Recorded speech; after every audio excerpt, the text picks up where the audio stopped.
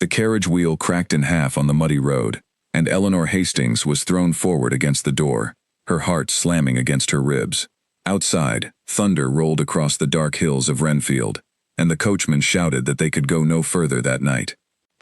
Eleanor pressed her hand against the cold glass and stared at the distant lights of Ashworth Manor, the home of the man she was supposed to marry in 4 days, a man she had never once met. She had left her family home with a trunk full of fine gowns, jewelry borrowed from her aunt, and a letter of introduction sealed with the crest of her own family, the Hastings name, once respected, now quietly drowning in debt. The marriage had been arranged to save her father from ruin.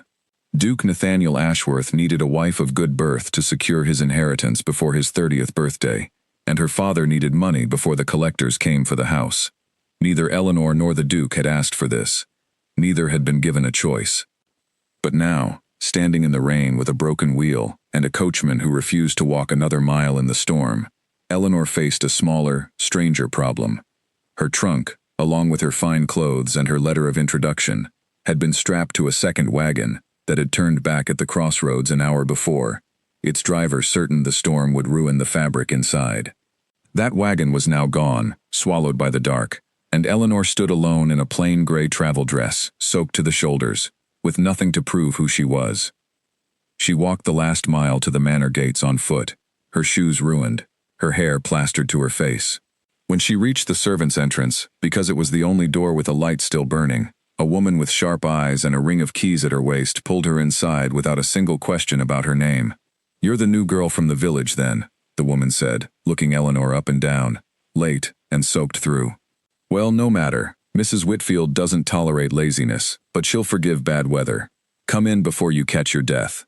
Eleanor opened her mouth to correct her, to explain that she was not a servant at all, that she was the woman the entire household was preparing to receive as their new mistress. But the words caught in her throat. Something about the way the woman spoke, warm and brisk and utterly unimpressed by titles, made Eleanor pause. She had spent her whole life being looked at as a name and a bloodline, first as a Hastings, and now as the future Duchess of Renfield. No one had ever looked at her and simply seen a tired young woman in a wet dress. "Yes," Eleanor said quietly, surprising herself. The new girl. The woman, who introduced herself as Mrs. Whitfield, the housekeeper, led her through a maze of stone corridors, smelling of beeswax and wood smoke, and up a narrow staircase, to a small room with a cot, a wash basin, and a single candle. She handed Eleanor a plain wool dress and a white apron, the uniform of the household staff, and told her to be up before dawn. "The Duke does not like idle hands," Mrs. Whitfield said, "and he likes excuses even less. You'll start in the kitchens tomorrow, then we'll see where you're needed." Eleanor lay awake that night in the narrow bed, listening to the rain against the small window, and told herself she would explain everything in the morning. She would find the housekeeper, admit the truth, apologize for the confusion, and be moved at once to the guest chambers reserved for a future duchess. That was the sensible thing to do. That was what a woman of her position was supposed to do. But morning came, and Eleanor did not say a word. She told herself it was curiosity. She had heard so many stories about Duke Nathaniel Ashworth in the weeks before her journey.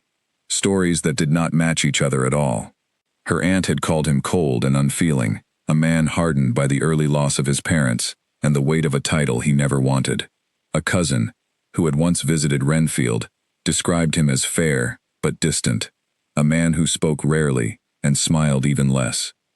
And her own father, desperate for the marriage to succeed, had simply said that the Duke was a good man buried under duty, and that Eleanor would learn to love him in time, the way most women in their position did. Eleanor did not want to learn to love a stranger through polite dinners and careful conversation, watched by servants and relatives who had opinions about every word she said. She wanted, just once, to see the man as he truly was, before he knew to perform for her, and here, dressed as a maid in his own house, she had been given exactly that chance. The kitchen was already alive with noise and heat when Mrs. Whitfield brought her down before sunrise. A cook named Margaret, round-faced and quick with her hands, put a basket of vegetables in front of Eleanor and told her to peel and chop without complaint. Eleanor, who had never in her life prepared a single meal for herself, fumbled with the knife until her fingers ached, but she said nothing, and she did not stop. The other servants spoke freely around her, the way people speak when they believe no one of consequence is listening. Eleanor learned more about the household in that first hour than she had learned in weeks of letters between her father and the Duke's solicitors. She learned that the Duke rose before dawn and rode the grounds alone, that he ate breakfast in silence and expected the same from anyone at his table, that he had not smiled, according to one older maid, since his father's funeral 6 years before. She also learned, from a nervous young footman named Henry, that the household staff were uneasy about the coming marriage. "They say his cousin wants the title for himself," Henry whispered to another servant, not noticing Eleanor at all. "Master Charles has been here twice this month already, sniffing around like the Duke's about to drop dead. If this marriage goes through and there's an heir, Master Charles loses everything he's been waiting for." "Hush," Margaret snapped, glancing toward the door. "Walls have ears in this house, and so do new girls." Eleanor kept her eyes on the vegetables in front of her, her heart beating fast. She had known, distantly, that the Duke had a cousin somewhere in the family line, but no one had told her that the man might have a reason to want the marriage to fail. It was a small piece of information, ordinary gossip in a house full of servants, but it settled into Eleanor's mind like a stone dropped into still water, sending out slow ripples she could not yet understand. By mid-morning, Eleanor had been given a broom and sent to sweep the long gallery that connected the east wing to the main house, a corridor lined with portraits of Ashworth ancestors, staring down with the same sharp, unreadable eyes. She was halfway through her work when she heard footsteps, quick and heavy, coming from the direction of the study at the end of the hall. She had not yet seen the Duke, not truly, not up close. She had glimpsed a tall figure crossing the courtyard from her window that morning, dark-haired and broad-shouldered, moving with the kind of controlled impatience that suggested a man who did not enjoy standing still. Now, as the footsteps grew louder, Eleanor pressed herself against the wall beside a tall cabinet, broom in hand, and watched. The Duke walked past without so much as glancing at her, his jaw tight, a letter crumpled in one fist. He did not see a woman. He saw, if he saw anything at all, a piece of furniture in a uniform, exactly as invisible as the household expected her to be. Eleanor felt something twist in her chest, some mixture of relief and disappointment she could not name, and she watched him disappear into the study at the end of the gallery, the door closing hard behind him. A moment later, another set of footsteps followed, softer and slower. Edmund Clark, the Duke's steward, an older man with silver hair and a careful, measured way of walking, approached the same door and knocked twice before entering. Eleanor, still holding her broom, found herself drawn a few steps closer, telling herself she was only finishing her sweeping, that the gallery extended all the way to that door, and she had every reason to be standing there. The voices inside the study were not loud, but the old door fit poorly in its frame, and sound slipped easily through the gap. Eleanor recognized the Duke's voice immediately, low and clipped, carrying none of the warmth she might have hoped for from a man about to marry. 4 days, he said. 4 days, Edmund, and then I am bound to a woman I have never met, for the sake of a title I never asked for, and a fortune I do not need. The arrangement was your father's wish, your grace, Edmund answered gently, and the Hastings name still carries respect, whatever their recent troubles. Respect does not make a marriage, the Duke said. I have read her father's letters. Desperate men write desperate words, and I have no doubt his daughter has been raised to smile prettily and say nothing of substance, exactly as her father instructs her. I will do my duty, Edmund. I will marry her. I will give this house an heir, and I will spend the rest of my life at a table across from a stranger who was handed to me like a piece of land. Eleanor stood frozen in the gallery, the broom slack in her hands, her face burning with a heat that had nothing to do with the fire in the hearth nearby. She had expected coldness. She had not expected to feel it land so precisely, so cruelly, on the exact fear she had carried with her the entire journey to Renfield. The fear that she was nothing more to this man than a name on a piece of paper, a debt repaid in flesh and title. She did not move until the voices inside the study shifted to matters of the estate, tenant rents and repairs to the eastern fence line, ordinary business that no longer concerned her. Only then did she step back from the door, her hands trembling slightly around the broom handle, and force herself to walk, slowly and quietly, back down the long gallery of watching portraits.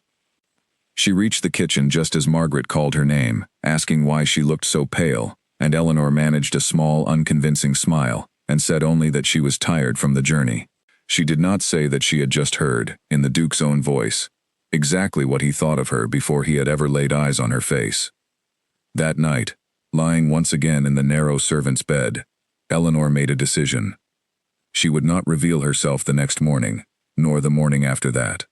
She would stay, at least a little longer, hidden inside her own disguise, and she would learn the truth of Duke Nathaniel Ashworth for herself, not through servants' gossip or her father's hopeful letters, but through her own eyes and ears.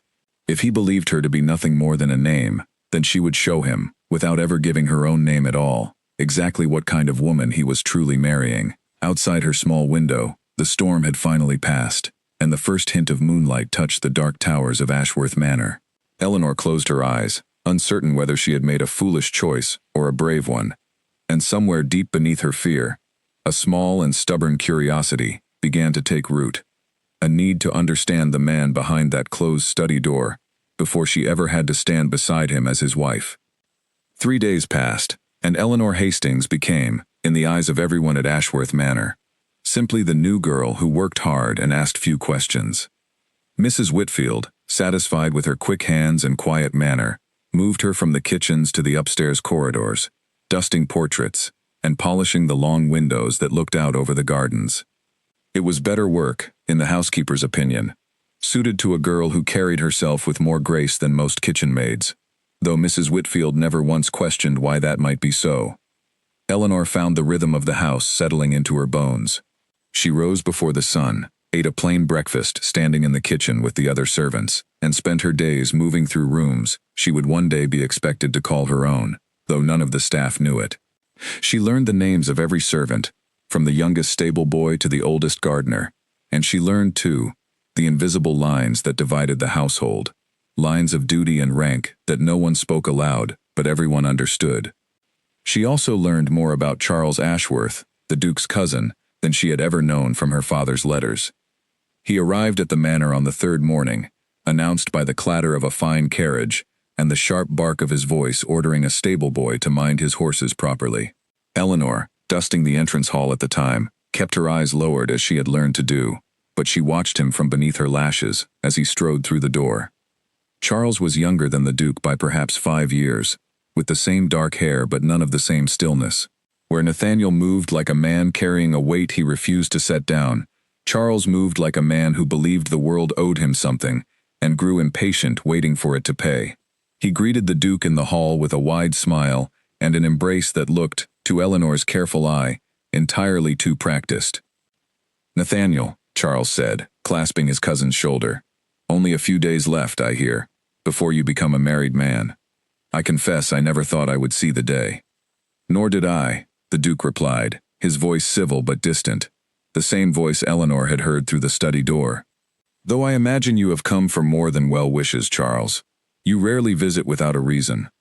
Charles laughed, though something flickered behind his eyes that Eleanor did not like, a quickness that did not match the ease of his laughter. "Can a man not simply wish to see his cousin before such an important day? Though I admit, I did hope to discuss the eastern parcel of land once more. Father always believed it should have passed to my side of the family. The land was my father's to give, and he gave it to me," the Duke said, his tone hardening slightly. "We have had this conversation before, Charles, and my answer has not changed." "Of course," Charles said smoothly, though the smile on his face did not reach his eyes. "Forgive me. I only think of the family's future, as I always have." Eleanor moved on down the hall, before either man noticed her lingering, but the exchange stayed with her through the rest of the day. She thought of Henry's whispered words in the kitchen, that Charles wanted the title for himself, that an heir from the Duke's marriage would end whatever hope Charles carried of inheriting Renfield one day. She began to watch Charles carefully whenever he crossed her path in the following days, noting the way his eyes lingered too long on the ledgers in the study, the way he asked the servants pointed questions about the household finances under the guise of friendly conversation. It was on the fourth day, while polishing the tall windows in the east wing, that Eleanor first spoke to the Duke directly, though neither of them understood in that moment how much the conversation would matter. She had been so absorbed in her work, wiping away a stubborn smudge near the top corner of the glass, that she did not hear him enter the room until his voice broke the silence behind her. "You've been thorough," he said. That window hasn't been properly cleaned in months." Eleanor spun around too quickly, nearly dropping her cloth, and found herself face to face with Duke Nathaniel Ashworth for the first time since her arrival. Up close, he was younger looking than she had expected, though lines of tiredness sat beneath his eyes, and there was a guardedness in his expression that reminded her of a door kept deliberately shut. His eyes, a deep gray like storm clouds, studied her with mild curiosity, rather than the dismissive indifference she had braced herself for.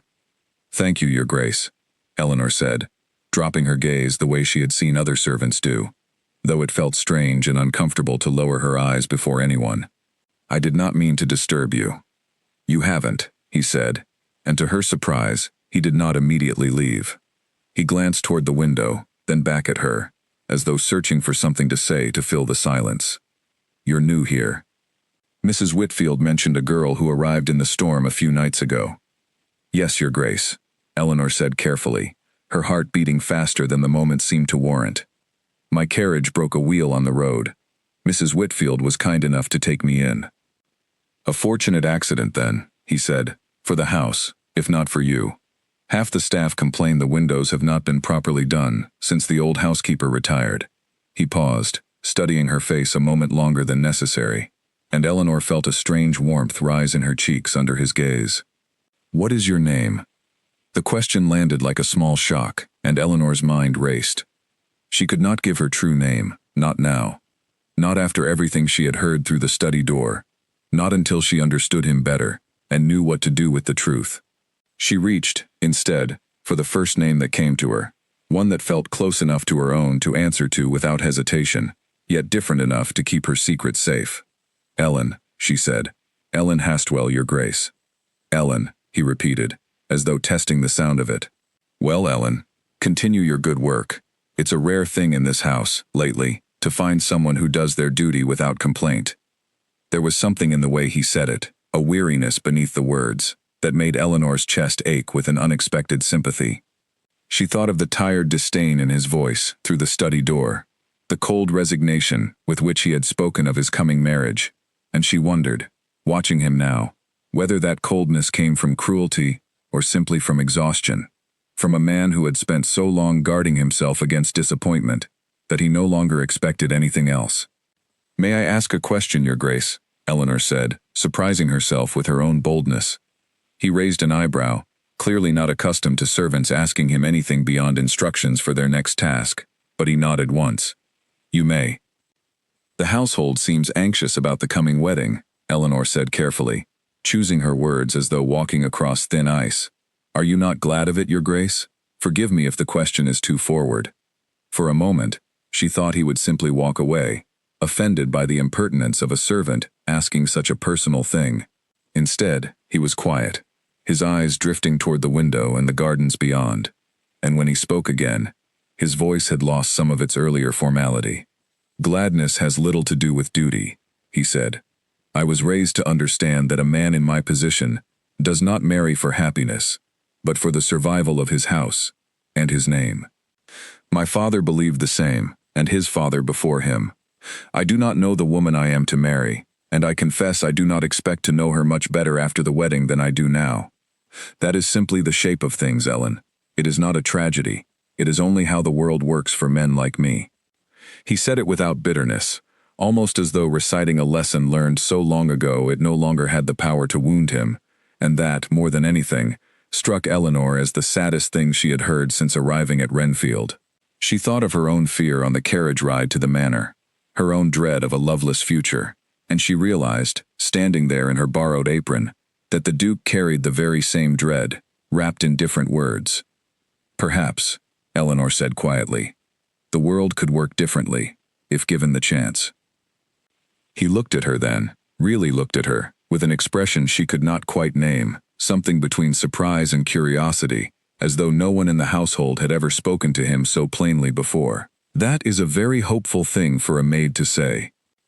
"I am allowed my hopes, Your Grace, same as anyone," Eleanor answered, and for the first time since she had put on the borrowed apron, she saw something shift in his face, the faintest suggestion of a smile that vanished almost as quickly as it appeared. "Perhaps you are," he said, and then, As though catching himself in a conversation that had wandered further than he intended, he straightened and cleared his throat. "Finish the windows, Ellen. And thank you for your honesty. It is rarer in this house than good glasswork." He left the room without another word, his footsteps fading down the corridor, and Eleanor stood alone by the tall window, her cloth forgotten in her hand, her heart pounding in a way that had nothing to do with fear of discovery, and everything to do with the strange, unexpected tenderness she now felt toward a man who, only days before, had been nothing more to her than a name on a marriage contract. That evening, as Eleanor helped Margaret prepare supper for the staff, she found herself distracted, replaying the conversation in her mind, turning over his words like stones in her palm. She was so lost in thought that she nearly missed Henry's hushed voice at the kitchen door, speaking to another footman, in a low, urgent tone. "I'm telling you, Master Charles was in the study again this afternoon, alone, while His Grace was out riding," Henry whispered. "I saw him going through the ledgers on the desk.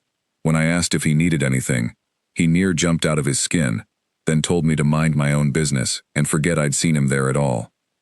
"You should tell Edmund," the other footman replied. "If Master Charles is meddling in the estate's affairs before the wedding even happens, it can't be for any good reason." "And risk losing my position for accusing a member of the family?" Henry said. "No, I'll keep my head down and my mouth shut, same as everyone with sense in this house." Eleanor, standing near the hearth with a bowl of vegetables in her hands, felt the same cold unease settle over her that she had felt days before in the gallery outside the study.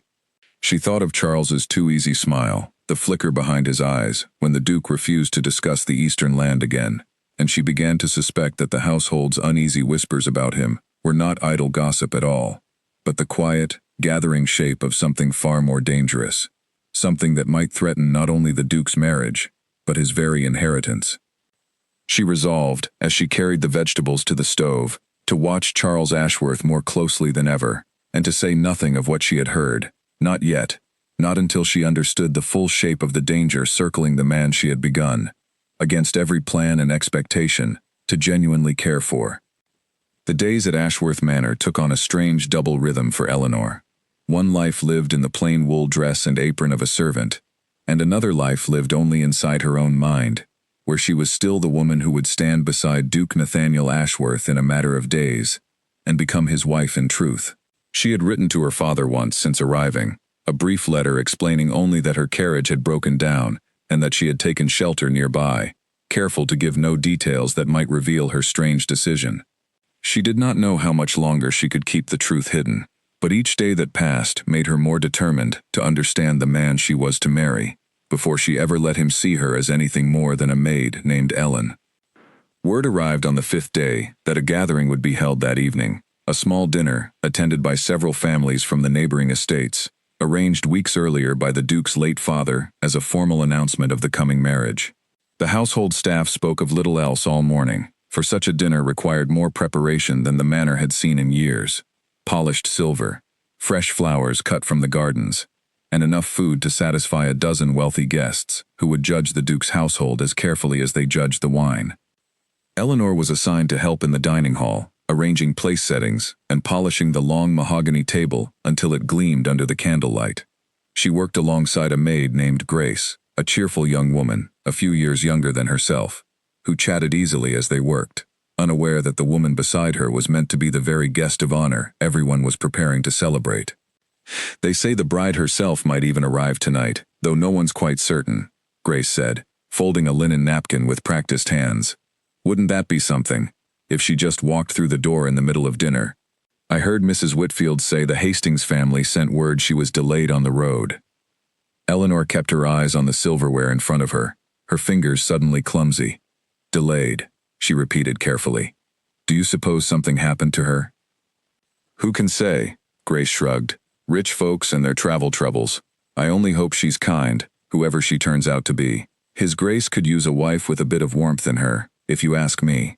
This house has been cold as a tomb since his father passed." The words struck Eleanor harder than Grace could have known, and she found herself wondering, not for the first time, what would happen when the truth finally emerged, when the servants who had come to know her as Ellen the maid discovered she was, in fact, the very bride they had been waiting for. She pushed the thought aside as best she could and focused on her work, though a small knot of anxiety had settled permanently beneath her ribs. By evening, the dining hall glowed with candlelight, and the first carriages began arriving at the front of the manor, bringing with them the rustle of silk gowns and the low murmur of polite conversation.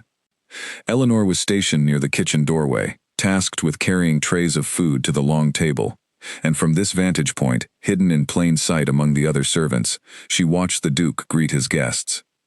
He wore his role well, she noticed, standing tall in a dark coat that suited him far better than the plain riding clothes she had seen him in during the day. He greeted each guest with practiced courtesy, a slight bow, a few measured words, though Eleanor could see, beneath the polish, the same guardedness she had glimpsed through the study door, and again by the tall window. He was performing, she realized, exactly as she had feared she herself would be forced to perform once the truth of her identity was known, smiling and speaking the expected words, while something colder and warier remained locked behind his eyes. Charles Ashworth arrived among the guests as well, dressed even more finely than his cousin, moving through the room with an ease that seemed designed to draw attention. Eleanor watched him closely as she carried a tray of wine glasses past the assembled guests, noting how he lingered near a group of older gentlemen, men she recognized, from overheard servant gossip, as prominent landowners and members of the local council.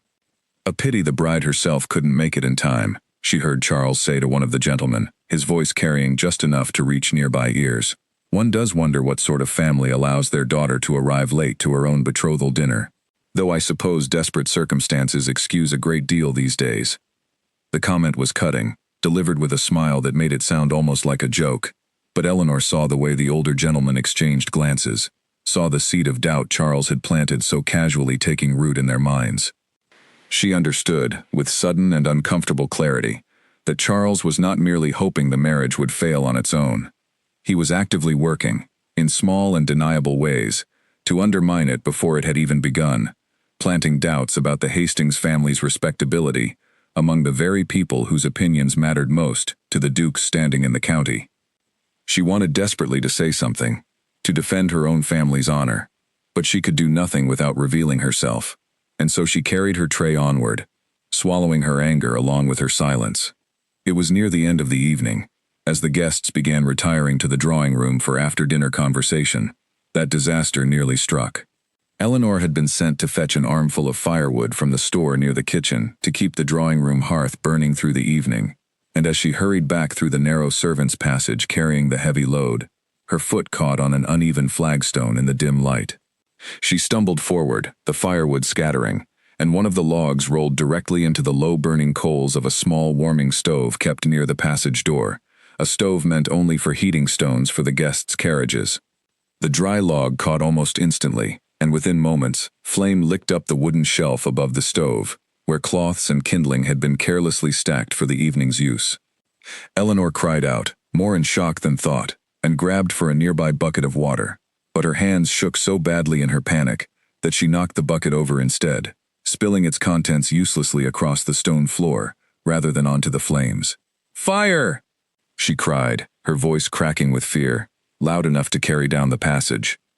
Footsteps thundered toward her almost immediately, and to her shock, it was not a footman or a groundskeeper who arrived first, but the Duke himself, having stepped away from his guests to check on the wine cellar just beyond the passage. He took in the scene in an instant, the small but spreading fire, the overturned bucket, the trembling maid standing helplessly beside it, and moved with a speed and decisiveness that startled Eleanor even through her fear. He seized a heavy woolen blanket from a nearby shelf, one kept for exactly such emergencies, and smothered the flames with 3 quick, forceful motions, cutting off the fire's air before it could spread further up the wooden shelving. Within moments, the passage was dark and smoky but safe, the danger extinguished as swiftly as it had begun. "Are you hurt?" he asked, turning to Eleanor immediately, his voice sharp with urgency rather than anger. "No, Your Grace," Eleanor managed, her hands still trembling violently. "I tripped, and the wood rolled into the stove, and I could not seem to think clearly enough to stop it. You called for help." "That was the right instinct," he said, more gently now, studying her face in the dim light, with a concern that made Eleanor's chest tighten with an emotion she could not name. "Fear does strange things to the hands. even when the mind knows exactly what must be done. You are not to blame for that. Eleanor looked up at him, startled by the kindness in his words, so different from the cold, dutiful man she had heard through the study door on her first day. Here, in a smoky passage far from the watching eyes of his guests, he seemed almost like a different person entirely, someone capable of genuine warmth, when no one of consequence was there to see it. "Thank you, Your Grace," she said quietly. "I am sorry for the trouble I have caused." "The only trouble," he said, glancing at the scorched shelf and the scattered firewood, "is that this passage clearly needed better lighting long before tonight. I will speak to Edmund about it. You did nothing wrong, Ellen, beyond an unlucky step in a dark hallway."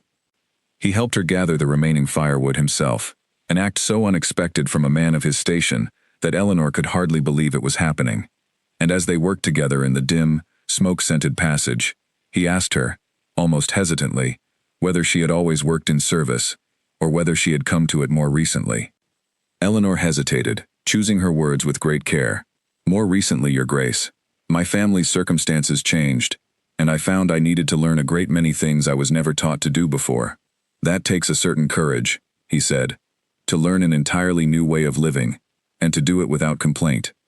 I confess I have often wondered whether I would manage half so well, if my own circumstances were ever so completely overturned. I think, Your Grace," Eleanor said softly, "that most people manage far better than they expect, when there is no other choice left to them."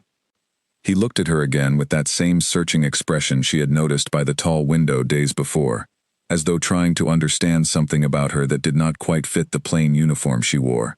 For a moment neither of them spoke, the crackle of the dying embers the only sound in the narrow passage, and Eleanor felt, with sudden and unwelcome certainty, that she was standing far too close to a truth she was not yet ready to reveal. "I should return to my guests," the Duke said finally, straightening and brushing ash from his sleeve. "Thank you for your honesty tonight, Ellen, in more ways than one. It seems to be a quality you possess in unusual abundance for someone in your position." He left her standing in the passage, her heart pounding for reasons that had nothing to do with the fire she had narrowly avoided, and Eleanor pressed her hand against the cool stone wall to steady herself, wondering how much longer she could continue watching this careful, guarded man reveal small pieces of his true self to a woman he believed to be nothing more than a maid, without her own heart becoming hopelessly entangled in a deception she had never intended to let go on so long.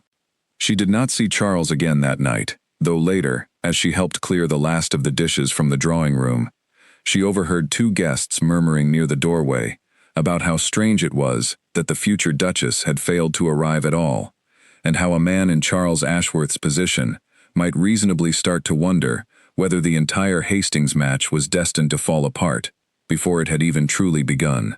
Eleanor carried the dishes back to the kitchen with a heavy heart, understanding now, more clearly than ever, that the danger to the Duke's marriage was not merely a matter of gossip and idle doubt.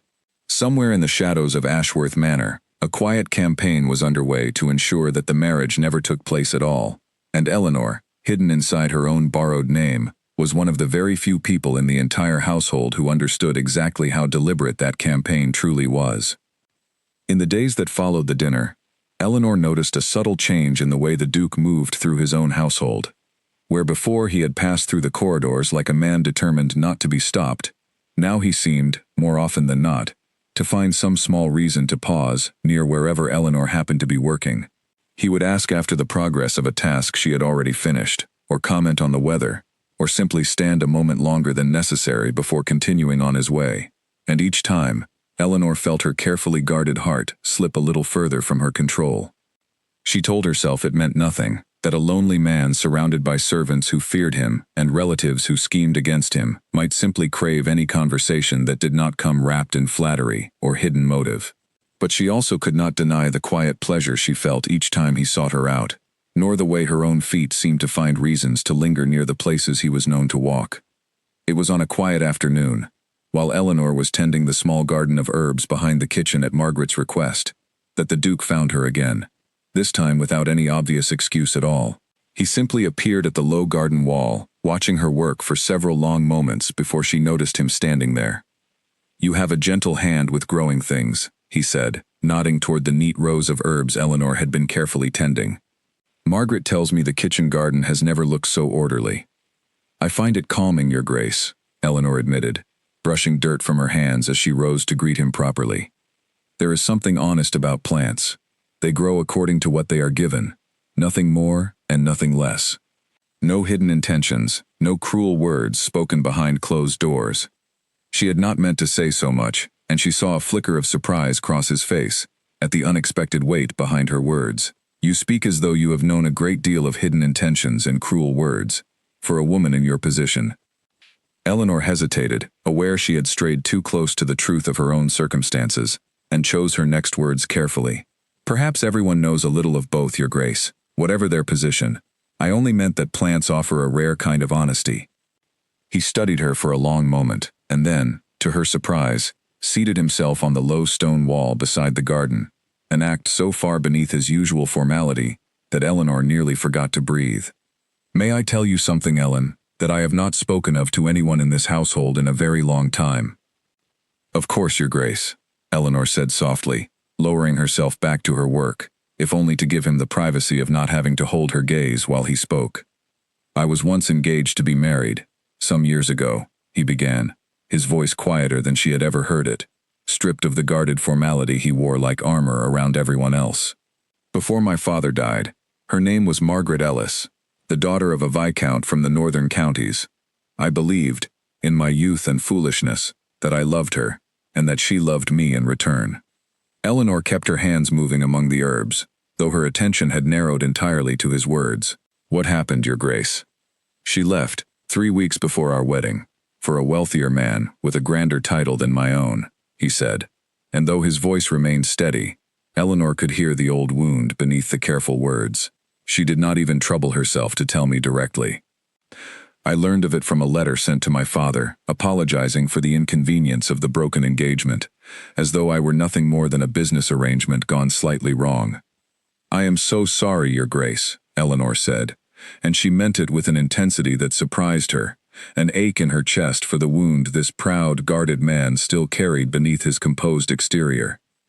My father died less than a year later, he continued, and I inherited the title, the estate, and every burden that came with them, all while still nursing the wound of being so easily discarded.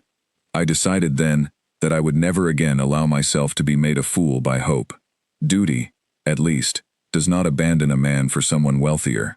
Duty simply is what it is, unchanging and reliable. And so you built your walls, Eleanor said quietly, and decided never to let anyone close enough to disappoint you again. He looked at her sharply then, as though she had reached into his chest and named something he had never spoken aloud to another living soul. You understand a great deal, for a maid who claims to know nothing of love or heartbreak. I understand more than you might guess, Your Grace, Eleanor said, holding his gaze this time, despite every instinct telling her to look away. Fear of being discarded is not so different, whatever a person's station. I imagine it feels the same, whether one is a duke abandoned before his wedding, or a servant girl who fears she will never be seen as anything more than useful. Something shifted in his expression then, softened in a way Eleanor had never seen before, and for a long, silent moment, neither of them spoke, the afternoon sun warming the small garden around them, the weight of two guarded hearts hanging unspoken in the space between their words. I find myself, Ellen, he said finally, his voice low, looking forward to these conversations more than I would ever admit to Edmund, or to anyone else in this household. It is a strange thing, to find more honesty in a garden with a maid than in every drawing-room conversation I have endured with my equals. Eleanor's heart pounded so loudly, she feared he might hear it. Perhaps, Your Grace, honesty has less to do with station than we are taught to believe. He rose from the wall then, seeming almost embarrassed by how much he had revealed, and straightened his coat, with the same careful formality she had first seen in him. I should return to my work. Thank you, Ellen, for listening to an old wound that has no business burdening you. It was no burden, Your Grace, Eleanor said softly, watching him go, and she meant every word of it, even as guilt twisted sharply beneath her ribs at the growing weight of the secret she carried. That guilt only deepened over the following days, as Eleanor became increasingly aware that she was not the only one paying close attention to the Duke's growing habit of seeking her out. Margaret, the cook, began giving her curious, searching looks whenever the Duke's name came up in kitchen conversation, and Grace, who had become something like a friend over the past week, teased her gently one evening while they folded linens together. "His Grace certainly seems to find a great many reasons to visit the gardens lately," Grace said with a knowing smile. "Funny that, since he's never shown the slightest interest in herbs before you arrived." "I'm sure it's only coincidence," Eleanor said quickly, feeling heat rush to her cheeks. Grace hummed, clearly unconvinced, but she said nothing more, and Eleanor was grateful for her friend's discretion, even as she understood that discretion could not last forever in a household where servants noticed everything and forgot nothing. More troubling still was the growing attention of Charles Ashworth, who Eleanor noticed watching her with narrowed, calculating eyes on several occasions when she crossed his path in the corridors. It was on the 8th day, while Eleanor was carrying a stack of freshly pressed linens toward the guest chambers, that Charles finally spoke to her directly for the first time. "You," he said, stepping deliberately into her path, his voice pleasant but his eyes cold and assessing. "The new girl. Ellen, is it?" "Yes, sir," Eleanor said, keeping her eyes lowered and her voice carefully neutral, though every instinct screamed at her to be wary of this man. "I've noticed my cousin speaks to you rather more often than seems usual for a duke and a maid," Charles said, his tone still light, almost teasing, though Eleanor sensed the sharp edge hidden beneath his casual words. "Tell me, Ellen, where exactly did you come from, before you arrived at Renfield in the middle of a storm, with no trunk and no letters of reference?" Eleanor's heart stuttered, but she forced her expression to remain calm, drawing on every lesson in composure her mother had ever taught her for exactly this kind of moment. "From a village 2 days south, sir. My family fell on hard times, and Mrs. Whitfield was kind enough to take me in when my carriage broke down on the road." "How fortunate for you," Charles said, his smile widening in a way that did not reach his eyes at all. "It seems this household is full of fortunate accidents lately. A missing bride, a convenient maid who appears out of a storm at exactly the right moment. One almost wonders if fortune has a hand guiding it, rather than mere chance." "I would not know anything of such matters, sir," Eleanor said carefully. "I am only grateful for the shelter I was given."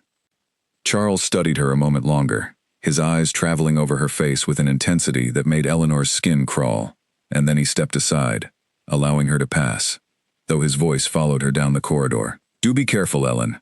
Servants who attract too much of the master's attention in this house have a way of finding themselves in far more trouble than they bargained for." Eleanor hurried away without responding, her hands trembling around the stack of linens, and she did not stop walking until she had reached the safety of an empty guest chamber, where she set down her burden and pressed both hands against her face, trying to steady her racing heart. Charles suspected something. She did not yet know how much, or what he intended to do with his suspicions, but the warning in his voice had been unmistakable, and Eleanor understood, with a growing sense of dread, that the careful, fragile world she had built inside her borrowed name was beginning to crack at its edges, and that she would need to decide, and decide soon, exactly how much longer she dared to let the deception continue before it collapsed entirely, taking with it not only her own reputation, but perhaps the fragile, unexpected trust growing between herself and the guarded, lonely man she had begun, against every plan she had ever made, to genuinely love. The letter arrived on the 10th day, carried by a rider who had traveled hard from the south, and it threw the entire household into a fresh state of alarm. Eleanor learned of its contents secondhand, through the anxious whispers of the staff, before she ever understood how directly it concerned her own carefully guarded secret. Margaret Hastings, Eleanor's aunt, and the very woman who had lent her the fine gowns and jewelry, now sitting untouched in a lost trunk somewhere along the southern road, had written ahead to announce her intention to visit Ashworth Manor within the week, eager to see her niece settled properly before the wedding, and to ensure, in her own words, that the Duke's household was prepared to receive a Hastings bride with the dignity the family name deserved. Eleanor read the letter herself, only because Edmund Clark, unaware of her true identity, asked her to deliver it to the Duke's study, believing her simply the most reliable of the upstairs maids for such a task. She stood outside the study door, the letter in her trembling hands, and felt the full weight of her situation crash over her at once. Her aunt would arrive within days, a woman who had known Eleanor since childhood, who would recognize her instantly, regardless of any apron or borrowed name, and who would almost certainly announce the truth to the entire household within moments of setting eyes on her. Eleanor delivered the letter without incident, murmuring only a brief acknowledgement when the Duke thanked her distractedly, his attention already consumed by the contents of the message. But she retreated to the small servant's room she had been given and sat on the edge of her narrow bed, staring at her own hands, understanding with sudden clarity that her time as Ellen the maid was rapidly drawing to its inevitable end. She had perhaps 5 days, 6 at the very most, before her aunt's arrival forced the truth into the open. The question that consumed her through that long, sleepless night was not whether the truth would come out, but how, and in what manner, and whether she still had time to tell the Duke herself, in her own words, before someone else told him first, and shattered whatever fragile trust had grown between them, in the garden, and the smoky passage, and the quiet corridors of his own house. She resolved by morning to find a way to tell him within the next 2 days, gently, carefully, in a private moment, where she could explain her reasons, before his anger had a chance to calcify into something unforgivable. But fate, as it so often does in matters of the heart, did not wait for Eleanor's careful plans. Charles Ashworth came to find her again that very afternoon, catching her alone in the linen room where she had been sorting freshly laundered sheets, and this time, there was no pretense of pleasant conversation in his manner at all. "I received an interesting piece of information this morning," he said, closing the door behind him with a soft, deliberate click that made Eleanor's pulse quicken with alarm. "It seems the Hastings family has written ahead, announcing a visit from an aunt eager to see her niece before the wedding. Rather curious timing, don't you think, Ellen, given that the bride herself has been conspicuously absent from this house since the day of her supposed arrival?" Eleanor said nothing, her hands frozen around the sheet she had been folding, her mind racing for some response that would not confirm the suspicion so clearly written across his face. "You needn't bother denying it," Charles continued, stepping closer, his voice dropping to something quieter and far more dangerous than his usual pleasant tone. "I have eyes, Ellen, or whatever your true name might be. I have watched the way you carry yourself, the way you speak when you forget to guard your words, the way my cousin looks at you as though you are something far more significant than a maid who wandered in from a storm. You are Eleanor Hastings, are you not? The very bride this entire household has been waiting for." Eleanor's heart pounded so violently she feared it might be visible through her dress, but she forced herself to meet his eyes, refusing to let him see the full extent of her fear. "And if I were, sir, what business would that be of yours?" Charles smiled then, a slow, satisfied expression that made Eleanor's skin crawl. "Oh, it is a great deal of my business, Ellen, or Eleanor, or whatever you wish to be called.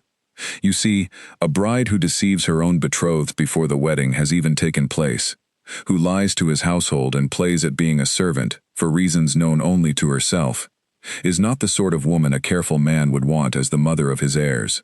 Should this little charade come to light in the wrong manner, I imagine my cousin's trust in you would be rather difficult to repair, perhaps difficult enough that he might reconsider the entire arrangement altogether." "What do you want, Charles?" Eleanor asked quietly, understanding now exactly what game he intended to play. "Very little, in truth," he said, spreading his hands as though the request were the most reasonable thing in the world. "Only that you find some excuse to delay this wedding, or better still, to end the engagement entirely, of your own accord, before your aunt arrives, and the truth becomes impossible to contain. Write to your father. Tell him you have reconsidered, that you cannot in good conscience marry a man you have come to know is so entirely unsuited to your temperament. Do this quietly, Eleanor, and I promise your little deception need never become public knowledge at all. Refuse, and I assure you, my cousin will learn every detail of your dishonesty from my own lips, in the least forgiving manner I can arrange." Eleanor stared at him, a cold fury rising beneath her fear, understanding now, with perfect clarity, exactly what kind of man Charles Ashworth truly was, willing to manipulate and threaten a woman he barely knew, simply to clear his own path toward a title and fortune that were never meant to be his. "You would destroy your own cousin's chance at happiness," Eleanor said slowly, "merely to satisfy your own greed for a title that rightfully belongs to him." "Happiness," Charles scoffed, his pleasant mask slipping for just a moment, to reveal the bitter resentment beneath it. "Nathaniel has never known a single day of true happiness in his life, and he never will. Marriage or no marriage, I am merely ensuring that what should rightfully come to me is not stolen away by an heir born of a marriage built entirely on lies. Consider my offer carefully, Eleanor." You have very little time before the truth finds its own way to the surface, with or without my help." He left the linen room without another word, and Eleanor sank onto a nearby stool, her legs no longer able to hold her upright, her mind spinning with the impossible weight of the choice now before her. She could do exactly as Charles demanded, end the engagement quietly, and disappear from Renfield forever, sparing the Duke the pain of learning how thoroughly he had been deceived, but also robbing him of any chance at the genuine connection she believed, with growing certainty, had begun to grow between them. Or she could refuse Charles entirely, tell the Duke the truth herself, before her aunt's arrival forced the matter into the open, and risk his anger, his sense of betrayal, and quite possibly the complete destruction of whatever fragile trust she had so carefully built. She thought of the garden, and the quiet confession of his broken engagement, the wound he had carried alone for so many years, never trusting anyone enough to speak of it, until a maid named Ellen had somehow earned that trust without ever intending to. She thought of the smoky passage, and the gentleness in his voice as he steadied her trembling hands. She thought, too, of Charles's cold, calculating eyes, and understood that a man capable of such casual cruelty toward a stranger was almost certainly capable of far worse, toward a cousin who stood between him and everything he believed he deserved. Eleanor made her decision that evening, sitting alone in her small servant's room, with a single candle burning low beside her. She would not bow to Charles's threats, not merely to save herself from an uncomfortable confrontation. She would tell the Duke the truth herself, in her own time and her own words. But she would also, before doing so, find some way to warn him about his cousin's schemes, so that whatever anger he directed toward her own deception would not blind him to the far greater danger circling him from within his own family. The opportunity came sooner than she expected. 2 days after Charles's threat in the linen room, the Duke sent word through Edmund that he wished to speak with the household staff regarding preparations for his aunt's, that is, his bride's aunt's arrival, and Eleanor found herself once again standing in the same long gallery where she had first overheard his cold assessment of his coming marriage, waiting with the other servants to receive their instructions. When the brief meeting ended and the other servants dispersed to their duties, Eleanor lingered, gathering her courage, and approached the Duke as he stood alone near the tall windows, reviewing a stack of papers Edmund had left with him. "Your Grace," she said quietly, "might I have a moment of your time? There is something I believe you should know regarding your cousin." He looked up, surprised by the seriousness in her voice, so different from their usual light exchanges in the garden. "Of course, Ellen. What troubles you?" Eleanor took a steadying breath, aware that this conversation would likely change everything between them, one way or another, but understanding that she owed him this honesty regardless of what came after. "I have reason to believe, Your Grace, that Master Charles has been working against your marriage in ways that go beyond simple disapproval. I have heard him speak carelessly of the household's finances to your guests, casting doubt on the Hastings family's honor without cause, and more recently, he has made certain threats to me directly, believing me to know something about the delayed arrival of your bride that could be used to end the engagement entirely." The Duke's expression shifted from mild curiosity to sharp, focused attention, the careful mask he wore in company falling away entirely. "What sort of threats, Ellen? And what could you possibly know about my bride's whereabouts?"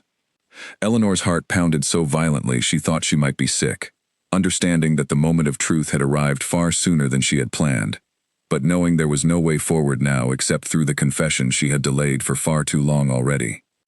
"Your Grace," she said, her voice trembling despite every effort to steady it, "there is something I must tell you, and I fear it will change everything you believe about the past 10 days. I am not who you believe me to be." He went very still, his gray eyes fixed on her face with an intensity that made her want to look away, though she forced herself to hold his gaze, understanding that whatever happened next, she owed him at least this much courage. "What do you mean, Ellen?" he asked slowly, though something in his voice suggested a dawning understanding he was not yet ready to fully accept. Before Eleanor could find the words to answer him, the sound of hurried footsteps echoed from the far end of the gallery, and Edmund Clark appeared, breathless and clearly agitated, a piece of paper clutched in his hand. "Your Grace," Edmund said, "forgive the interruption, but a rider has just arrived from the south with urgent news. It seems Lady Margaret Hastings has already departed for Renfield, 3 days ahead of her original letter. She is expected to arrive within hours, not days, as we had believed. The Duke's gaze flicked from Edmund back to Eleanor, and Eleanor watched, with a sinking heart, as the pieces of the puzzle began, at last, to arrange themselves clearly behind his eyes. The timing of the aunt's visit, the strange, unexplained delay of his own bride's arrival, and the maid standing before him now, trembling, on the very verge of a confession he was only just beginning to comprehend. "Ellen," he said quietly, his voice carrying a dangerous stillness that frightened Eleanor far more than open anger would have, "finish what you were about to tell me, now." Eleanor stood in the long gallery beneath the watchful painted eyes of generations of Ashworth ancestors, and felt the full weight of 10 days of careful deception collapse around her all at once. Edmund had retreated a discreet distance away, sensing the gravity of the moment, but he remained within earshot, and Eleanor understood she would have no privacy at all for what she was about to say. "My name," she said, her voice steadier than she felt, "is Eleanor Hastings. I am the woman you were meant to marry, Your Grace. I arrived here 10 days ago, exactly as you know, in a storm, with a broken carriage wheel, but my trunk and my letters of introduction had already been sent ahead on a separate wagon that turned back before reaching the manor. Mrs. Whitfield mistook me for a new servant girl, and I did not correct her." The silence that followed felt endless, stretching taut between them like a rope pulled to its breaking point. The Duke's face, always so carefully guarded, betrayed a series of emotions in rapid succession, confusion giving way to disbelief, and disbelief hardening, before Eleanor's eyes, into something colder and far more painful to witness.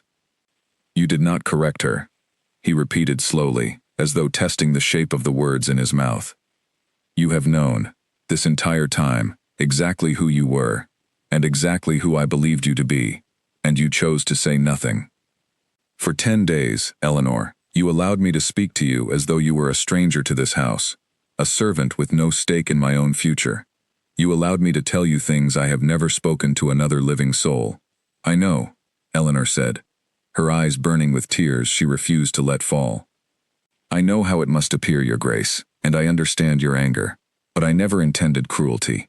I only wanted, just once, to understand the man I was to marry, before he knew to guard himself against me, the way you clearly guarded yourself against every stranger who ever wore a title in your presence. And did you learn what you hoped to learn?" His voice had gone cold now. The warmth she had come to know in the garden, and the smoky passage entirely vanished, replaced by the same guarded, dutiful tone she had first heard through the study door on her very first day. "Did playing at being a maid satisfy your curiosity about the man you were contracted to marry?" "It was never a game to me," Eleanor said desperately. "Your Grace, please, I heard things in this house that troubled me far more than any curiosity about your character. I heard your cousin Charles casting doubt on my family's honor, before your guests, deliberately trying to poison opinion against our marriage. And 2 days ago, he confronted me directly, having guessed my true identity, and threatened to expose my deception in the cruelest manner possible, unless I ended our engagement myself, quietly, to clear his own path to your title." The Duke's jaw tightened at the mention of his cousin, but the anger in his eyes remained fixed on Eleanor, unwilling yet to be redirected.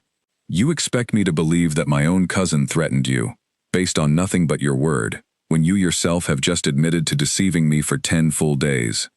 I understand why you would doubt me now," Eleanor said, her voice breaking slightly.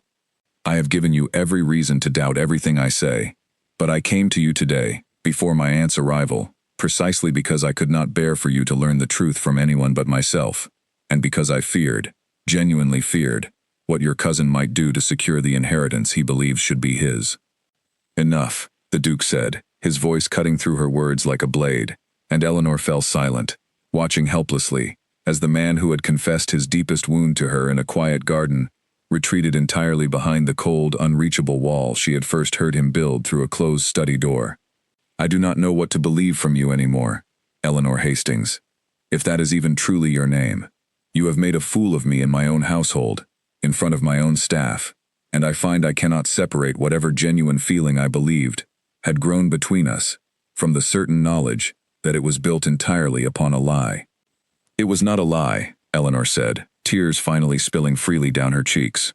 "Everything I said to you, every word, was true. Only my name was hidden, Your Grace, nothing else." "A name is not a small thing to hide from the man you are meant to marry," he said, and though his voice remained level, Eleanor could hear the raw hurt beneath the careful control, the wound of a man abandoned once before, by a woman who had valued a wealthier title over honesty, now reopened by a second betrayal he had never seen coming. "I trusted a servant named Ellen, with truths I have never shared with anyone in this world, and it turns out that Ellen never existed at all. I do not know what remains real between us, Eleanor, and I find I have no wish, at this moment, to discover the answer." "Your Grace, please," Eleanor began, but he had already turned away, his back rigid, his voice carrying the finality of a door closing forever. "You will remain in the guest chambers, properly attired, as befits your station, until your aunt arrives, and this marriage proceeds as arranged, as duty demands," he said, not looking at her. "But do not mistake this for forgiveness. I will do what is required of me for the sake of this house and my father's wishes. But I have no further interest in whatever understanding you believed we shared in the past 10 days. That understanding, it seems, was never truly mine to have." He walked away down the long gallery, past the silent, watching portraits, and Eleanor stood alone with Edmund a discreet distance behind her, feeling as though something vital had been torn from her chest and left behind on the cold stone floor. She had told herself, throughout her 10 days of deception, that the truth would be difficult, that his anger would be sharp and immediate, but she had not fully prepared herself for the particular devastation of watching him retreat so completely behind his own walls. Walls she had once believed, foolishly, she had begun to help him lower. Edmund approached her gently, once the Duke had disappeared from view, his expression sympathetic, despite the shock still evident on his face. "My lady," he said, using her true title for the first time, "I will have your belongings moved to the proper guest chambers at once. And I will look into what you have told His Grace regarding Master Charles. If there is any truth to it, and I confess I have long harbored my own doubts about that man's intentions, it will not go unaddressed." "Thank you, Edmund," Eleanor said quietly, grateful for even this small measure of kindness in the wreckage of the morning. "I know how strange this must all appear to you as well." "Strange, yes," Edmund said, offering a small, careful smile. "But I have served this family for over 20 years, my lady, and I have watched His Grace grow more guarded with every passing year since his father's death. In all that time, I have never once seen him speak to anyone, the way I saw him speak with you in that garden last week. Give him time. Wounds do not heal in a single afternoon, but they do heal, given the chance." Eleanor was moved that very hour into a grand guest chamber, befitting a duke's bride, with fine linens and tall windows overlooking the same gardens where she had once knelt among the herbs, listening to Nathaniel Ashworth speak of his broken heart. The irony was not lost on her, that she now occupied the very rooms she should have occupied from the beginning, dressed once again in fine silks, rather than a plain wool apron, and yet she had never felt more like an impostor in her entire life than she did standing at that tall window, watching the same gardens from a position of privilege that felt, in that moment, entirely hollow. Her Aunt Margaret arrived that afternoon in a flurry of concern and relief, embracing Eleanor tightly the moment she stepped from her carriage, full of questions about the broken wheel and the missing trunk, and the 10 days of silence that had worried the entire Hastings household half to death. Eleanor told her aunt only a carefully edited version of events, that she had taken shelter with the household staff during the confusion, omitting entirely the full truth of her extended deception, unwilling to burden her aunt with a secret that was hers alone to bear. That evening, as Eleanor sat alone in her new chamber, too unsettled to join her aunt for supper, Edmund appeared at her door with grave news that shifted the entire shape of the crisis once again. "My lady," he said, his usually calm demeanor visibly shaken, "I have spent the afternoon investigating the matter you raised, regarding Master Charles, and I fear the situation is far more serious than even you suspected. I found correspondence in his chambers, letters exchanged with a solicitor in the capital, discussing the legal grounds by which the Ashworth title might revert to him, should His Grace's marriage be proven fraudulent or improperly conducted. It appears Master Charles has been planning to use your deception, once discovered, as grounds to challenge the legitimacy of the marriage itself, and by extension, any future heir." Eleanor's blood ran cold. "He means to use the very deception he encouraged me to maintain as a weapon against the marriage entirely, regardless of whether His Grace and I choose to proceed." "I fear so, my lady," Edmund said grimly. And there is more. The letters suggest he has already begun spreading word among certain influential families that the Hastings bride never properly arrived at all, that the woman currently residing at Renfield is an impostor, with no legitimate claim to the engagement. If this rumor takes hold before the wedding can proceed, and before the truth of your identity can be properly and publicly established, it could give Charles the exact grounds he needs to petition for the title himself, regardless of what His Grace ultimately decides. Eleanor rose from her seat, a fierce, protective anger burning through the grief that had consumed her only hours before. Whatever pain existed now between herself and Nathaniel Ashworth, whatever trust had been broken by her own foolish choice to hide behind a false name, she would not stand aside and allow a man like Charles to steal his inheritance through lies and manipulation, using her own mistake as the very weapon meant to destroy him. "Edmund," she said, "we must speak with His Grace immediately, together, and lay every piece of this scheme before him tonight. Whatever he thinks of me personally, his title, and perhaps his very safety, may depend on how quickly we act." Edmund led Eleanor through the darkened corridors of Ashworth Manor to the Duke's private study, the same room where Eleanor had once stood outside a poorly fitted door and heard, for the first time, the cold resignation in Nathaniel Ashworth's voice. Now she stood before that same door with an entirely different purpose, her heart pounding not with the fear of discovery, but with the urgent need to protect a man who currently believed he had every reason to despise her. Edmund knocked twice, and the Duke's voice, tired and flat, called for them to enter. He sat behind his desk, a glass of untouched wine beside a stack of papers he did not appear to be reading, and his eyes, when they landed on Eleanor, hardened immediately with the same cold distance he had shown her in the gallery that morning. "I did not send for you," he said, addressing Edmund but looking pointedly at Eleanor. "Forgive the intrusion, Your Grace," Edmund said, stepping forward with the paper he had shown Eleanor earlier clutched firmly in his hand. "But what I have discovered this afternoon cannot wait for morning. It concerns Master Charles and the safety of your title itself."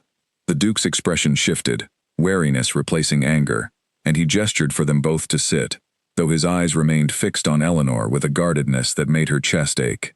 Edmund laid out everything he had found, the correspondence with the solicitor, the careful legal groundwork Charles had been laying to challenge the marriage's legitimacy, the rumors already being spread among influential families that the woman at Renfield was an impostor, with no true claim to the engagement. Nathaniel listened in silence, his jaw growing tighter with every detail Edmund revealed, and when Edmund finished, he sat back in his chair, pressing his fingers against his temples, as though trying to hold together a headache that had been building for days. "He would use my own household's confusion, Eleanor's poor judgment," he said, glancing briefly at her before looking away again, "as a legal weapon against me. He has been planning this for weeks, perhaps longer, waiting for exactly this kind of opportunity to present itself." "Your Grace," Eleanor said carefully, "whatever you think of me now, and I understand, if it is very little, I could not stand aside and allow him to use my own mistake to steal what rightfully belongs to you. I came to warn you, not to ask for your forgiveness, though I hope, someday, that might still be possible." Nathaniel's eyes met hers then, and for a brief moment, Eleanor thought she saw something soften behind the careful guardedness, some flicker of the man who had confessed his broken engagement to her in the garden, before he seemed to catch himself and looked away once more. "We must confront him directly," Nathaniel said, addressing Edmund now, his voice regaining its usual command. "If he believes his scheme is already known and documented, he may lose his nerve, or at the very least, he will have no further opportunity to spread his rumors, without immediate consequence. Edmund, is Charles still within the house?" "He retired to the East Wing guest chambers an hour ago, Your Grace," Edmund confirmed.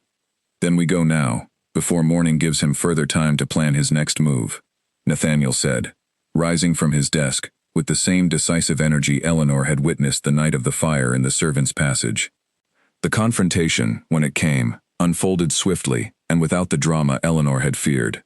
Charles opened his chamber door already dressed for bed, his easy, confident smile faltering the moment he saw the Duke, Edmund, and Eleanor standing together in the corridor, the paper of incriminating correspondence held plainly in Edmund's hand.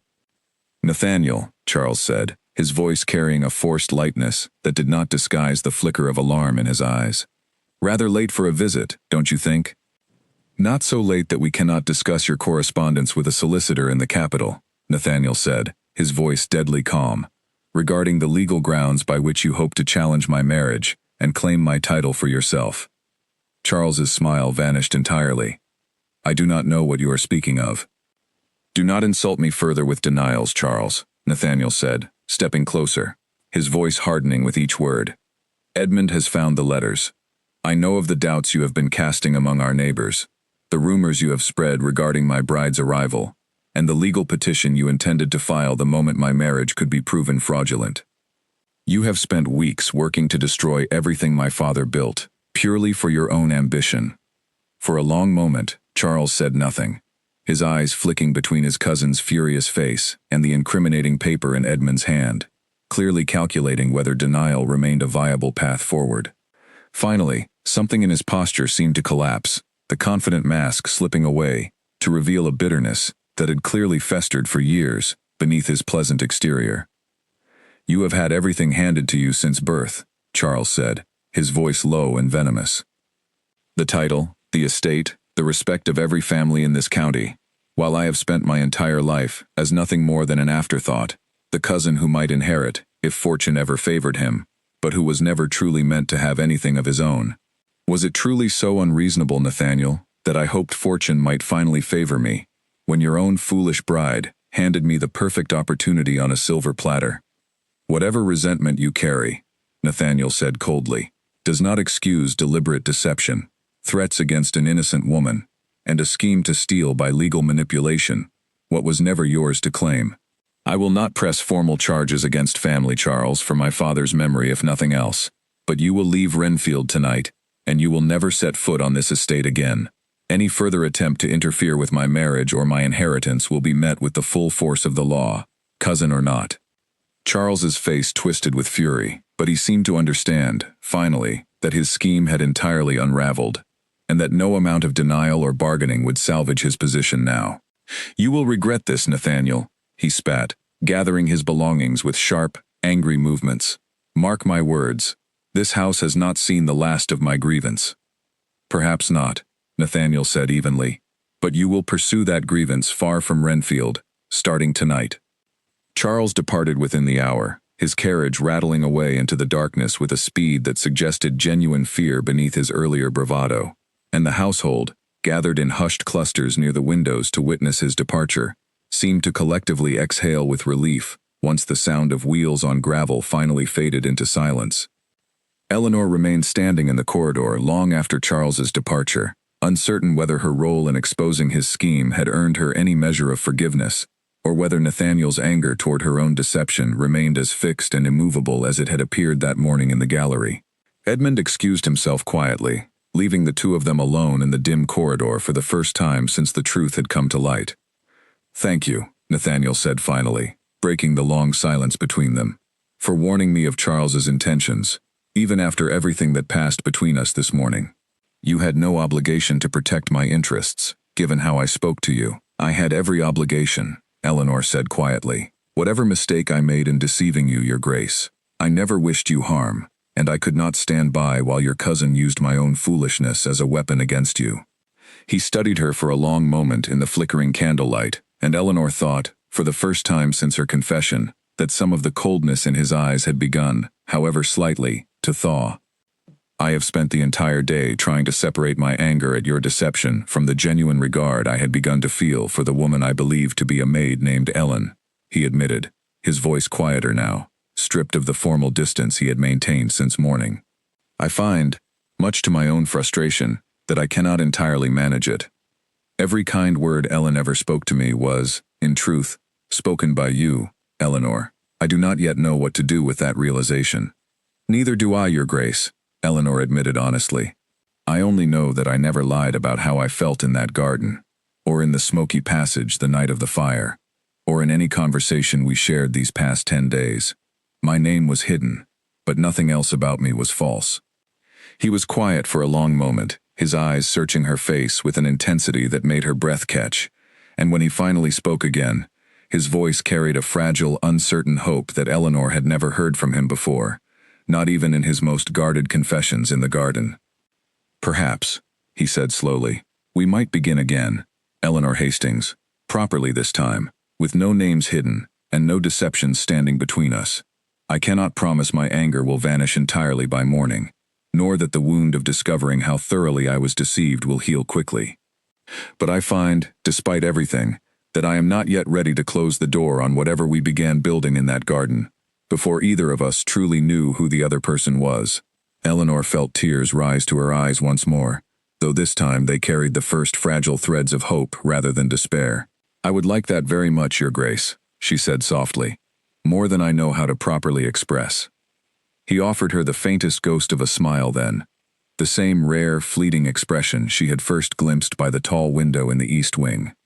And for the first time since her confession that morning, Eleanor allowed herself to believe that whatever pain still lingered between them might yet give way, with patience and honesty, to something far stronger than the careful, guarded lives they had each been living before a broken carriage wheel had brought them, however strangely, together.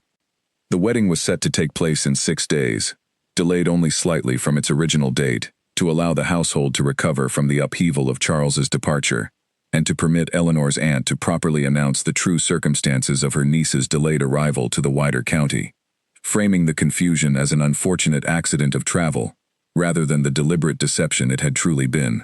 Eleanor was grateful for her aunt's careful diplomacy, though she carried the full truth of her choices privately, sharing it with no one beyond Nathaniel and Edmund, who had proven himself, in the difficult days following Charles's exposure, a steady and discreet ally to them both. Those 6 days passed differently than the 10 days before them. Eleanor no longer wore the plain wool dress and apron of a servant, and she no longer needed to hide behind a borrowed name, yet she found herself returning often to the small kitchen garden, where she had once knelt among the herbs, and Nathaniel, more often than not, found his way there as well, seeking her out now not as a lonely duke speaking to an anonymous maid, but as a man slowly, deliberately choosing to rebuild trust with the woman he was truly meant to marry.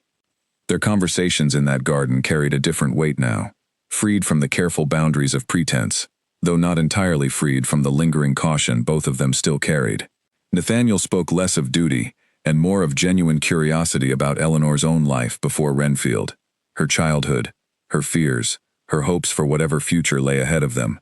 And Eleanor found herself sharing pieces of her heart she had never spoken aloud even to her own family, understanding that whatever fragile trust remained between them deserved nothing less than her complete honesty from this point forward. "I keep returning to something you said. That first day I truly spoke with you in the gallery," Nathaniel admitted one afternoon, 4 days before the wedding, as they walked together along the garden's stone path.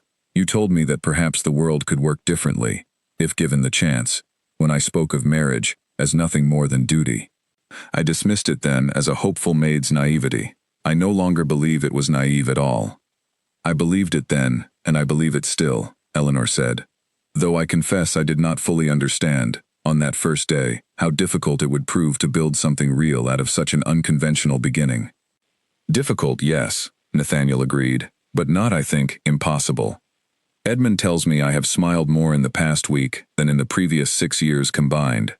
I am inclined to believe him, unlikely as it seems." Eleanor laughed softly at that, a sound that had grown easier and more frequent between them with each passing day, and Nathaniel, watching her, felt something in his chest loosen further, the last remaining guardedness slowly giving way to a cautious, hard-won hope that he had genuinely believed, only a week earlier, he would never allow himself to feel again. News of Charles's departure and the reasons behind it had, despite Nathaniel's efforts at discretion, begun circulating quietly among the county's more prominent families, and on the morning of the wedding itself, as guests gathered in the grand hall of Ashworth Manor, beneath garlands of white roses and early autumn greenery, Eleanor could sense a certain watchfulness in the assembled crowd, a curiosity about the scandal that had so nearly derailed the match entirely. It was during the reception following the ceremony, as Eleanor stood beside her new husband accepting the congratulations of neighboring families, that the final test of their newly rebuilt trust arrived in a form neither of them had fully anticipated. A stern-faced older gentleman, a magistrate from the county seat whom Eleanor recognized as one of the men Charles had spoken to so carefully at the earlier dinner, approached the couple with a grave expression that silenced the surrounding conversation. "Your Grace," the magistrate said, addressing Nathaniel directly, "forgive my bluntness on such a joyous occasion, but rumors have reached me of certain irregularities surrounding your bride's arrival at Renfield.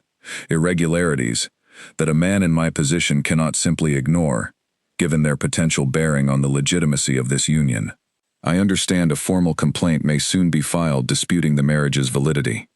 A ripple of unease passed through the assembled guests, and Eleanor felt her heart clench with sudden dread, wondering if Charles, even in disgrace, had found some final way to reach back into their lives and unravel everything they had so carefully rebuilt. But Nathaniel, to her surprise and profound relief, did not flinch at all, stepping forward with the same calm, decisive authority she had first witnessed the night of the fire. "There is no irregularity here that requires your concern, magistrate," Nathaniel said clearly, his voice carrying easily across the hushed hall. "My wife arrived at Renfield exactly as any traveler might, delayed by a broken carriage and a storm, and was mistaken briefly for a member of my household staff due to an unfortunate confusion regarding her luggage. She corrected that misunderstanding herself, of her own choice, well before our wedding day, and warned me personally of a scheme by my own cousin to exploit that innocent confusion for his own gain in claiming my title. Edmund Clark, my steward, holds documented proof of my cousin's fraudulent intentions, evidence that has already been shared with the appropriate authorities in the capital. If any complaint has reached you, magistrate, I would suggest it originates from a bitter and disinherited man attempting one final, desperate act of revenge, rather than from any genuine irregularity in my marriage." The magistrate's stern expression shifted into something more thoughtful, and after a moment's consideration, he inclined his head respectfully. "I see. Then I believe, Your Grace, that the matter requires no further discussion on my part. I wish you and your Duchess a long and happy union." As the magistrate withdrew, and the surrounding conversation slowly resumed its earlier festive tone, Nathaniel turned to Eleanor, his hand finding hers, and squeezed it gently. "You need never fear Charles's schemes reaching us again," he said quietly, just for her ears. "Edmund ensured the proper authorities received full documentation of his fraud before the wedding even began. Whatever whispers he manages to spread from wherever he has fled to, they hold no legal weight, and increasingly little social weight either, given how thoroughly his own greed has already condemned him among our neighbors." Eleanor felt a wave of relief wash over her, so profound it nearly brought fresh tears to her eyes, though this time, surrounded by the warmth of the wedding celebration and the steady presence of the husband standing beside her, they were tears of genuine happiness rather than grief or fear. "Thank you," she whispered, "for defending me so completely, in front of everyone." "I would defend you 1,000 times over," Nathaniel said, his voice low and sincere. "And I intend to spend the rest of my life proving that to you, Eleanor, not merely in grand gestures before watching guests, but in every quiet, ordinary day we share together from this moment forward." Later that evening, as the last of the wedding guests departed and the manor settled into a rare, peaceful quiet, Eleanor found herself walking once more through the long gallery lined with watching ancestral portraits, past the very study door, where her entire journey had truly begun 10 days earlier, though it felt now like an entire lifetime had passed since she first pressed herself against the wall to overhear a stranger's cold assessment of a marriage he had not yet learned to want. Nathaniel found her there, standing quietly before the closed door, and came to stand beside her, following her gaze toward the familiar frame of dark wood. "This is where it began, isn't it?" he said softly, understanding immediately without needing to ask. "Where you first heard me speak so coldly of our coming marriage." "It is," Eleanor admitted. "I have thought of this door often these past days. I was so certain, standing here that first morning, that I understood exactly what kind of man waited on the other side of it, a man who saw me as nothing more than a name on a contract." "And now?" Nathaniel asked, watching her carefully. Eleanor turned to him, her heart full in a way she had never fully believed possible during the long, uncertain days of her deception. "Now I know that the man behind that door was simply as frightened of being unloved as I was myself, hiding behind duty, because he no longer trusted hope to protect him from disappointment. I am glad, Nathaniel, more glad than I can properly express, that I never truly left that door behind me, but instead found my way to standing beside it now, with you, rather than merely listening through it in secret and fear. Nathaniel reached for her hand, lacing his fingers through hers with a tenderness that had grown, over their strange and difficult beginning, into something steady and unshakable. Then let us leave the listening and the hiding behind us entirely, he said, and open every door between us, from this day forward, together, with nothing left unspoken. He opened the study door then, not out of any particular need, but as a quiet, symbolic gesture between them, and led Eleanor inside, into the very room where his guarded heart had once spoken words of resignation and duty to a man he trusted completely, never imagining that the very woman those words concerned stood listening just beyond the door. Now, that same room welcomed her freely, without secrets, without deception, and without the cold walls that had once defined every corner of Nathaniel Ashworth's careful, lonely life.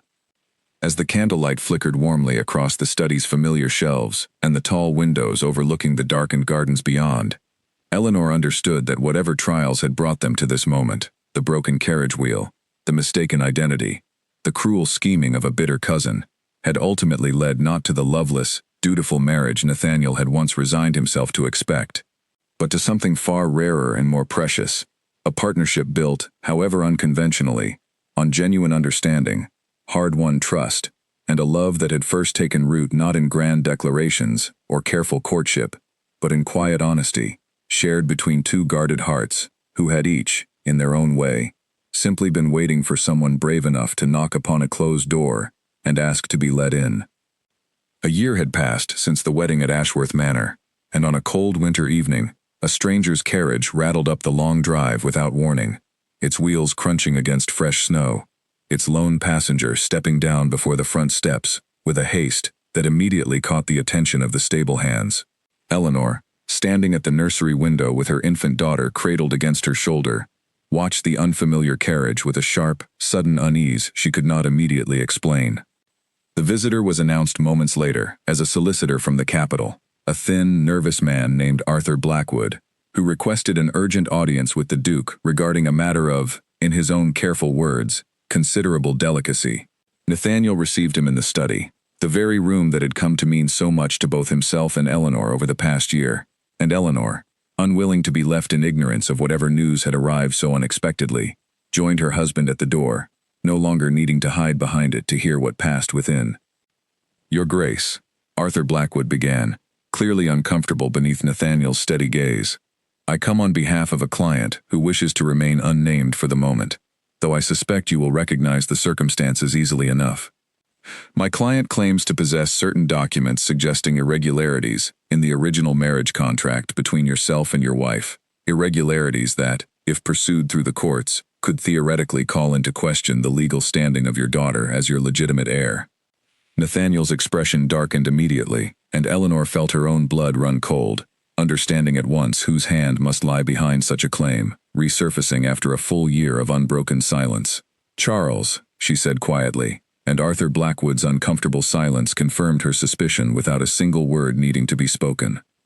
"My client believes," the solicitor continued carefully, "that a generous settlement, paid discreetly and without further legal proceedings, would resolve the matter entirely, sparing both families the unpleasantness of a public dispute.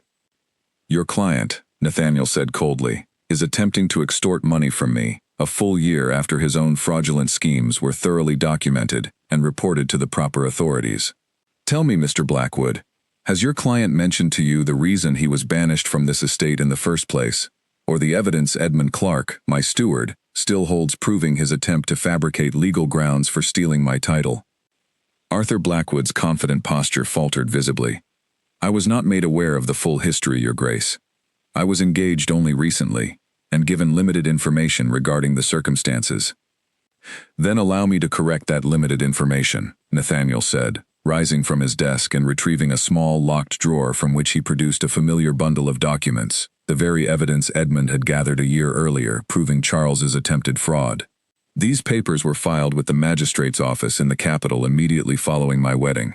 Your client's threats hold no legal weight whatsoever, Mr. Blackwood, and I strongly suspect that once you review this evidence yourself, you will find your professional reputation considerably safer if you withdraw from this matter entirely and advise your client to do the same.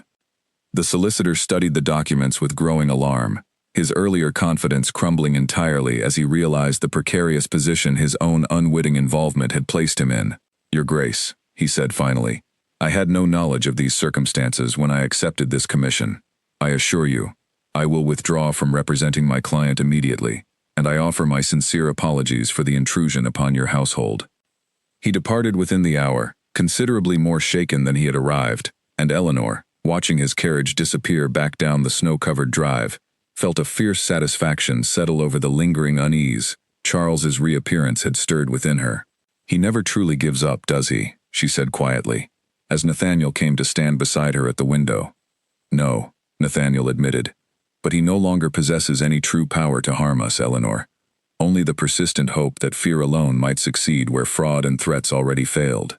I suspect this will not be the last attempt we hear from him, wherever he has been hiding this past year, but I no longer fear his schemes the way I once did. We have weathered far worse than a nervous solicitor with empty threats. Eleanor smiled at that, resting her head briefly against her husband's shoulder as their daughter stirred gently in her arms, and found herself reflecting, not for the first time, on how completely their lives had transformed since that first stormy night, when a broken carriage wheel had set an entire chain of events into motion neither of them could have possibly predicted.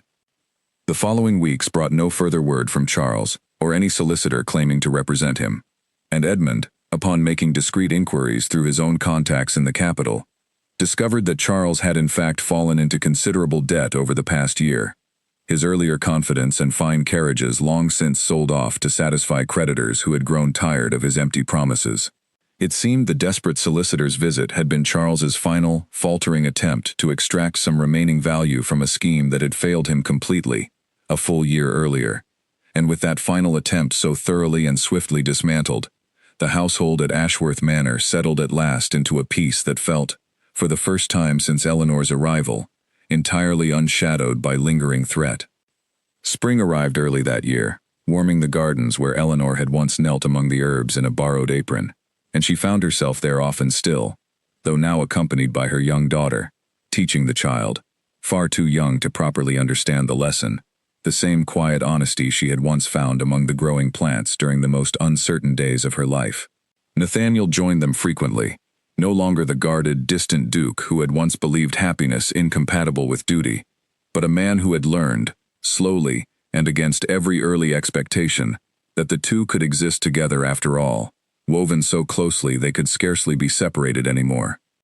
On a warm afternoon in early summer, as Eleanor watched her husband kneel in the garden dirt beside their daughter, patiently showing her how to gently touch the soft leaves of a young herb plant without crushing them, Grace, now promoted to head housemaid and still one of Eleanor's closest confidants within the household, approached with a knowing smile that reminded Eleanor sharply of their earliest days working together in the linen room. "It's strange to remember," Grace said quietly, coming to stand beside Eleanor at the garden's edge, "how frightened I once was that Mrs. Whitfield would scold me for gossiping too freely in front of the new girl. I never imagined the new girl would one day become the mistress of this entire house." "Nor did I imagine it myself, that first night," Eleanor admitted, laughing softly at the memory. "I only wanted, for a little while, to understand the man I was meant to marry, before he ever learned to guard himself against me. I never expected it would lead to any of this." "Sometimes," Grace said, watching Nathaniel laugh at something their daughter had done, an easy, unguarded sound that would have seemed impossible from the cold, distant Duke of a year before. "The most important truths in life arrive by the strangest and most unexpected roads. I think you found exactly the right one, my lady, broken carriage wheel and all." Eleanor smiled, watching her husband and daughter together in the warm afternoon light, and felt, with a certainty that had grown steadily stronger with every passing month, that Grace's words carried more wisdom than either of them had probably intended. The road that had brought her to Ashworth Manor had been strange indeed, built on deception and fear, and a desperate need to be seen as something more than a name on a marriage contract. But it had led, in the end, exactly where it needed to lead, to a partnership built not on the cold duty Nathaniel had once resigned himself to expect, nor on the careful performance Eleanor had once feared her entire married life would require, but on genuine understanding, hard-earned trust, and a love that had first taken root, quietly and unexpectedly, behind a closed study door that neither of them had ever imagined would one day stand open between them, welcoming rather than concealing, for every single day that still lay ahead.